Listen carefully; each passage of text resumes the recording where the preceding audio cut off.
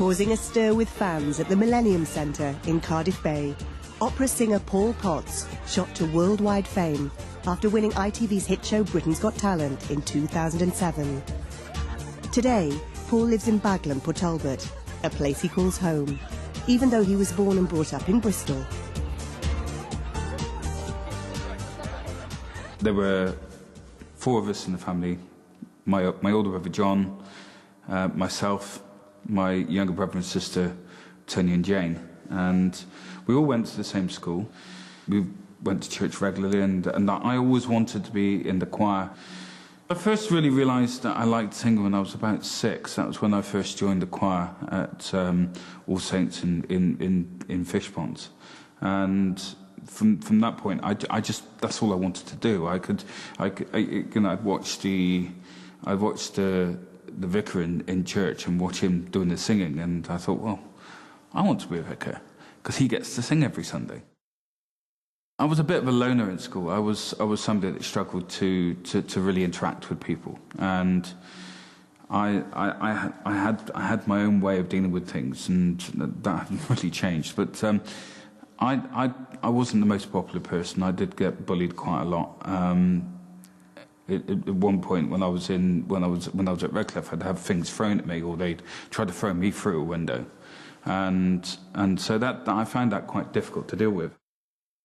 Singing became my best friend because it was the one thing that belonged to me that nobody could touch. It was mine. It was always what I loved to do, and I always felt like I belonged. It was the only place that I truly belonged. I didn't belong anywhere else. That was my home, my one sense of belonging, and I outside of that I never ever felt I belonged anywhere. My mum comes from the old mining town of Abertillery, and we used to go up to what we used to call Nanny Beats, and we'd go there quite regularly, and we'd always in Bristol, when we'd pass the sign for the motorway, we'd always think, no, we want to go to Nanny Beats, and we'd go to the cafe there. I can't remember what it was called. Terrible with names. But we used to have an ice cream float in the same cafe. I think it's actually still there on Bridge Street. But we always used to go to the same cafe and have a Coke float. And then we'd go up to Nanny Beats. And Grandchild always used to enjoy my singing. He always used to get me to sing him one of the Salvation Army hymns. Paul's grandfather was a miner, and years later, Paul learned that his family had close links with his wife's family in the South Wales valleys. He worked in the mines both in Six Bells and in Rose Hayworth, and of course the irony of ironies is that my wife Juice's grandchild, he worked in the same pits, and even more ironically, my father-in-law actually lived only a few streets away from my mum. After school, Paul went on to study theology, philosophy and film and TV studies at University College of St Michael and St John in Plymouth. He enjoyed college and performed in some amateur productions, but after his degree, he found it difficult to get work until he landed a job with a high street supermarket. I did 4 or 5 years on nights, and at the time I'd never flown, so I didn't know what jet lag was, but it felt like jet lag should feel, and now I know what jet lag feels like. That's exactly how it was. When he wasn't working or singing, Paul liked to go online, and it was here that he met his wife Julie in an internet chat room. At that time, what I used to do is I'd be on the internet for a while, and I'd just do some chatting in the MSN chat room, and up popped Juice, and we started chatting online, got on well together, and carried on chatting every day, and then exchanged phone numbers, and then we started chatting over the phone, and then we decided to meet, and it was the 2nd of February 2001. 8 minutes past 10 in the morning, I arrived at Swansea railway station, It's memorable because the trains aren't often on time, and it was that day. Jules had a distinct advantage because she had my picture. She had my picture, I didn't have hers. So she could have seen me and thought, no, I'm not doing this anymore, I'm running away. She might, to this day, wish she'd done that. But I didn't know what she looked like. I had no clue. But I saw a very pretty young lady, and that makes me sound old, something like that. But I saw a very pretty girl stood there in a cream woolen top, and we hit it off immediately and spent the day and evening together before I went back to Bristol. The couple married 2 years later and chose this church near my stag to get married. We love this church because it's quite small, quite intimate, and it's one of the oldest churches in Wales, and it's one of the oldest parishes in Wales. And also the advantages for a groom, of course, is that you can have your last drink of freedom in a good pub. The pub is just across the road from the church.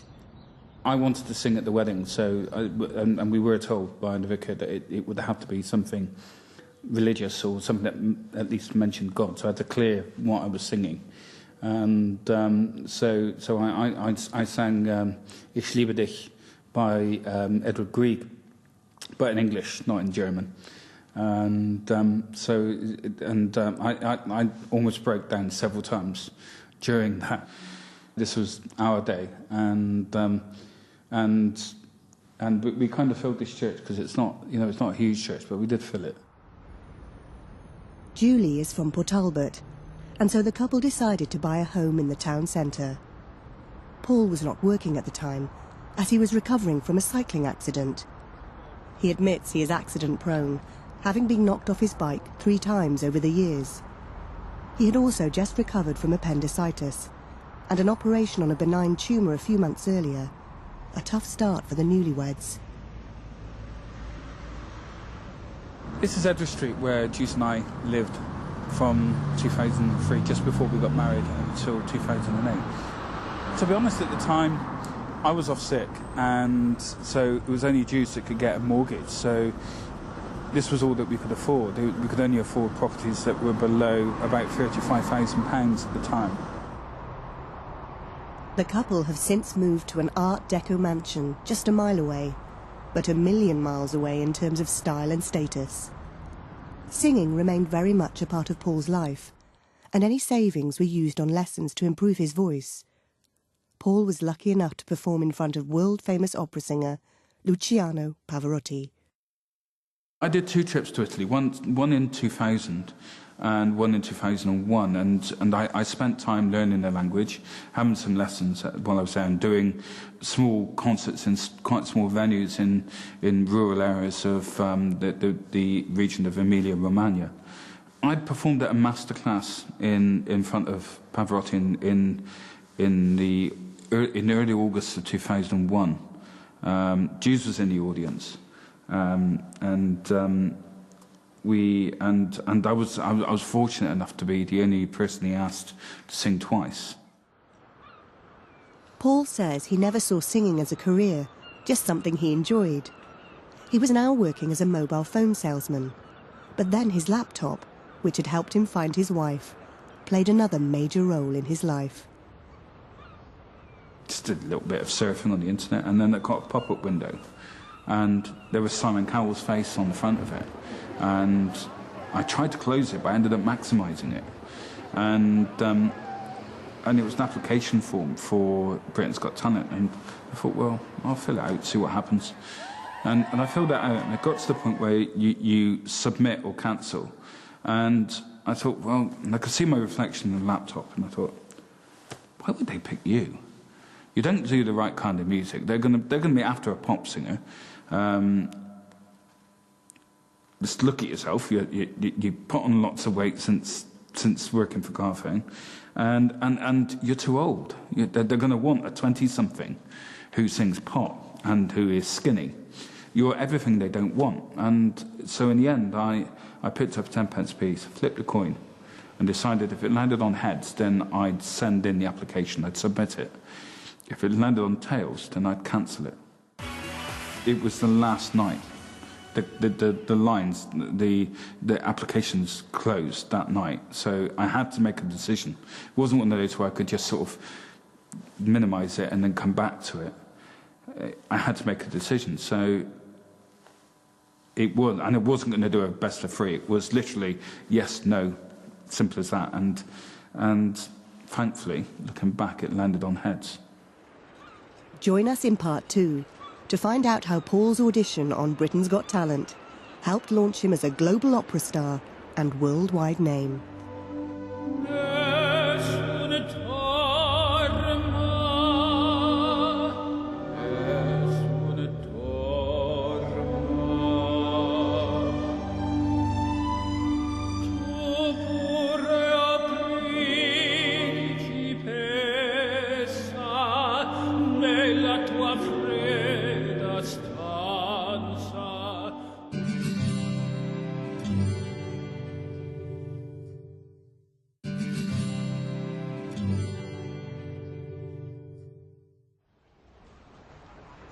Paul Potts, a former mobile phone salesman, rose to superstardom after winning ITV's Britain's Got Talent show in 2007.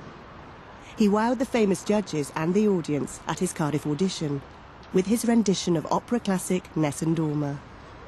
After his win, Paul was propelled into the glitzy showbiz life, and he hasn't looked back since.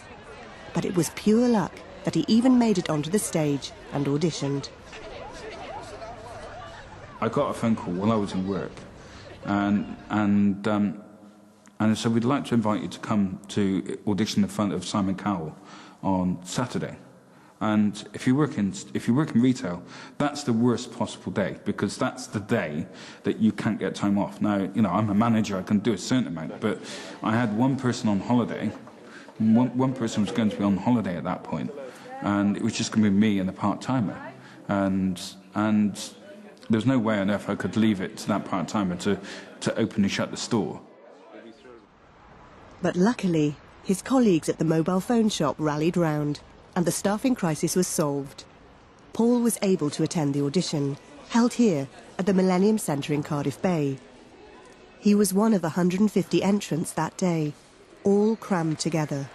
A mixed bag. I remember sitting by here, and I was trying to hide from the cameras. I didn't want to.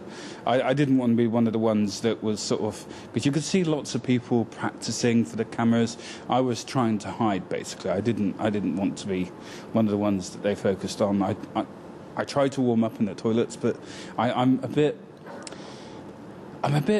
not precious. I'm just a bit shy about warming up in front of people. Paul, what are you here for today, Paul? To sing opera. I didn't see it leading anywhere. For me, this was the last time I'd ever performed. And I watched the previous person to me go on, and she was a middle-aged woman with a pashmina scarf, dancing to her husband's whistling, bird whistling, basically. And I was going, oh my God, what are you doing? What are you doing here? And at the time, as far as I was concerned, I was going to be singing a cappella, which isn't something that I relish. And thankfully, I was able to use a backing track, and I felt a bit more comfortable. But when I walked out on stage, I still wanted to run away, because I could see Simon sat there, you know, one of the most caustic judges you can get anywhere.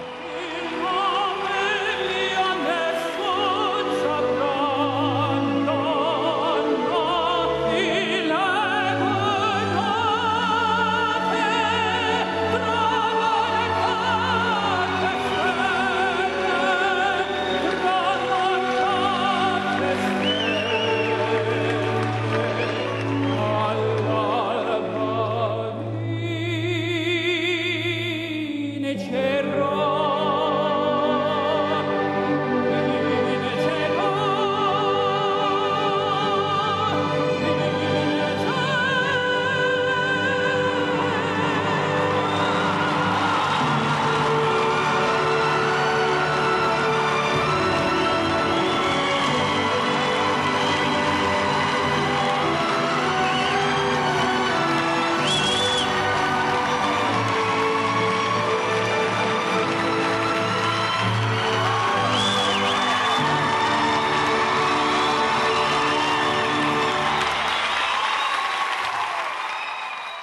At the end of the performance, I actually wanted a hole in the ground to open up, because for me, the top B at the end wasn't good enough. There was a tense wait back at home, but Paul's talent saw him voted through to the semi-final, and then the final in London, where he won. Paul Potts!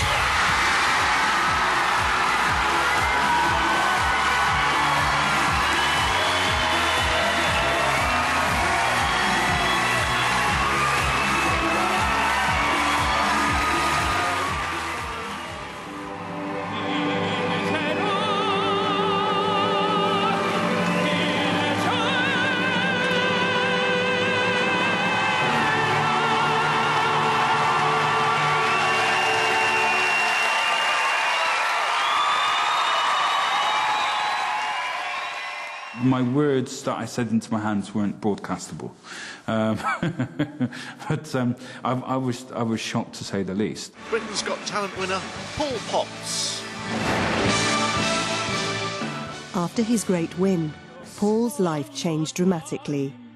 He won £100,000 prize money, a recording contract, and an opportunity to perform at the Royal Variety Performance in front of the Queen. Not to mention the press and publicity circus that started immediately after his win. It was something of a whirlwind, because I remember getting back to our hotel in Cricklewood, and we got back to there, and I had a few drinks. Well, only one or two. I had to be up an hour later. I was up for GMTV at 5, so I literally had an hour of sleep. Then went straight back out to do GMTV, and in the morning of television, then a press conference, which was at that time something I'd never ever done before. So questions flying in from everywhere, and then the following day flew to New York. About Paul Potts, of course. But he did find time to come to our Cardiff studios and perform the song that shot him to fame. Tonight, Paul, congratulations on a tremendous win. What a 4 weeks you had. What have you been up to?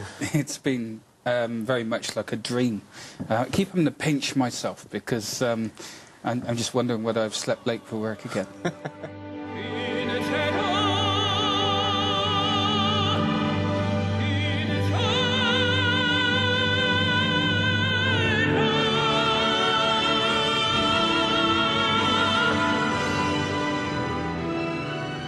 His prize money also allowed Paul to get his teeth fixed. An accident as a young boy had left him with a wonky smile.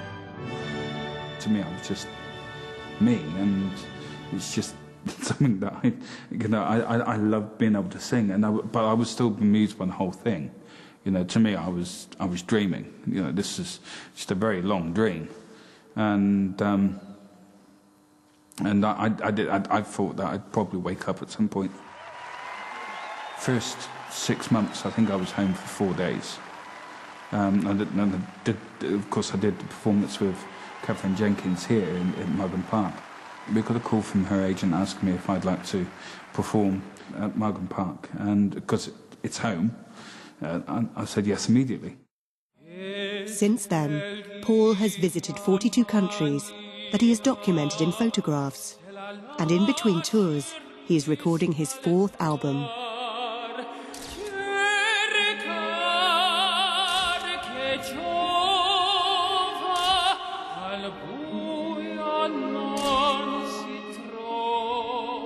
The last 6 years, and it just feels incredible to say that I've been doing what I love now for 6 years, because that's a long career for anybody, let alone somebody that's come through a talent show.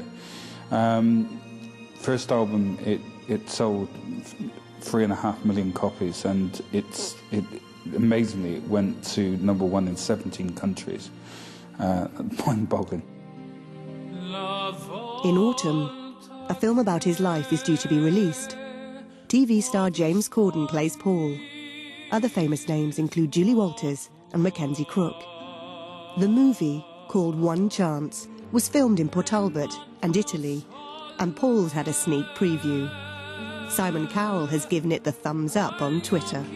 I've recorded the singing parts of the film, and I've had to do some work after it's been done as well. So I've seen one or two little scenes, and it's just really weird.